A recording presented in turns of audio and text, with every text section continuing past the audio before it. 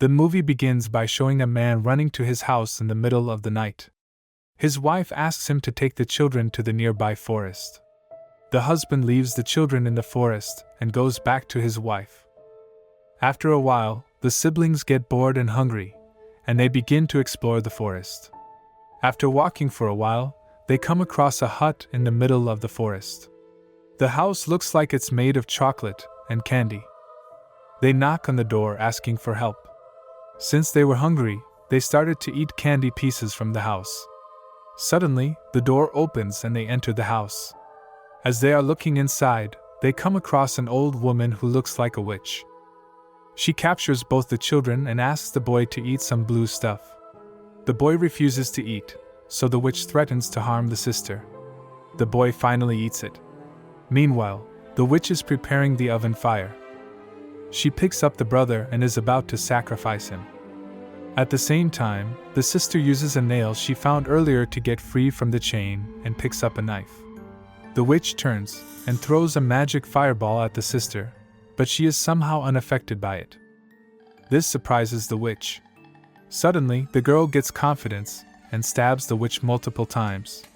She tries to free her brother, but the witch comes from behind. The brother strikes her with a wooden stick, and the witch falls on top of the oven. The siblings then close the oven hatch, and the witch gets burned inside. That day, the siblings learn a good lesson on how to kill a witch. The news spreads everywhere that a witch is defeated by a brother-sister duo. As they grow older, they begin to investigate missing children cases, and if witches are involved, they start to hunt them. Several years pass since then. We see a gathering where the sheriff of Augsburg is conducting a trial to determine if an accused woman is a witch or not. The mayor arrives there and says that they cannot punish the woman without having any evidence of her being a witch. But the sheriff insists that the woman is a witch, and they should burn her. Suddenly, we see a gun pointed next to his head, and Gretel is the one holding the gun. She asks him to let the girl go. Hansel checks on the girl and explains to everyone that she doesn't exhibit any sign of being a witch. Gretel and Hansel then introduce themselves in front of the people as witch hunters, and they are here to investigate the cases of missing children in the town of Augsburg. They let the woman go to her home. The sheriff is not happy with this and picks a fight with Gretel. Gretel headbutts him and breaks his nose. The mayor tells them about a strange cottage in the North Forest that might be inhabited by a witch. Gretel arrives at the door and finds the witch. The witch throws a knife at her and tries to run away. She jumps on her broomstick, breaks the window, and starts flying through the forest. A shot is fired by Hansel and the witch falls to the ground. She gets up and starts running again. Hansel goes after her.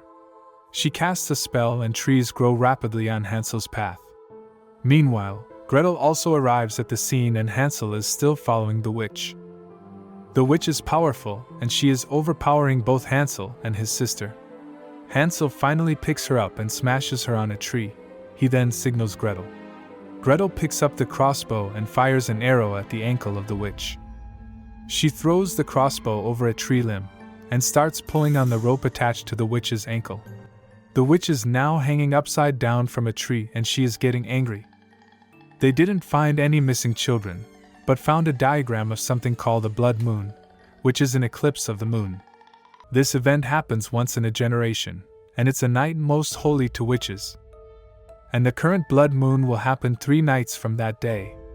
All the missing children cases and the blood moon event are somehow linked.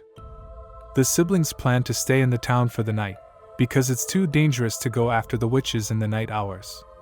Meanwhile, the sheriff offers silver coins to his men to go after the witches and bring back the children alive. In the forest, the men light a fire and start to eat their meal. One of them throws a bone at their dog, but the dog is missing. Suddenly a woman appears in front of them, and their dogs are sitting near her feet. The woman asks what they are doing in the dark forest. The men reply that they are looking for the missing children. The woman says that there are no children in the forest, and there is only death.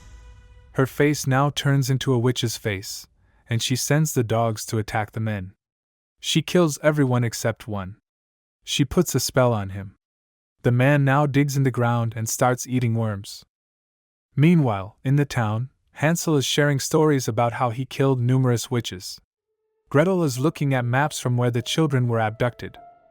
Also, there is an incident where the witch abducted only one child, among 3 children from a family.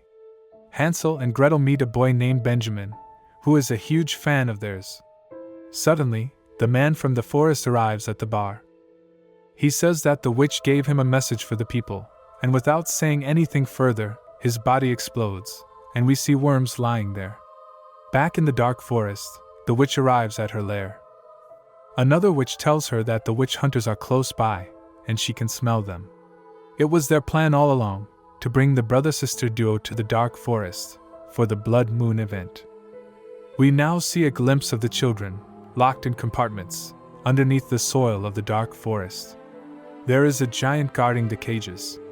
The witches bring one child and feed him worms. After that, they extract blood from his body and drink it. The witch feels a surge of power inside her. Muriel puts the witch's hand on fire, and she is unharmed. This changes everything, because now the witches are not vulnerable to fire. But for now, the powers are temporary. Muriel says that the powers will be permanent after the blood moon event.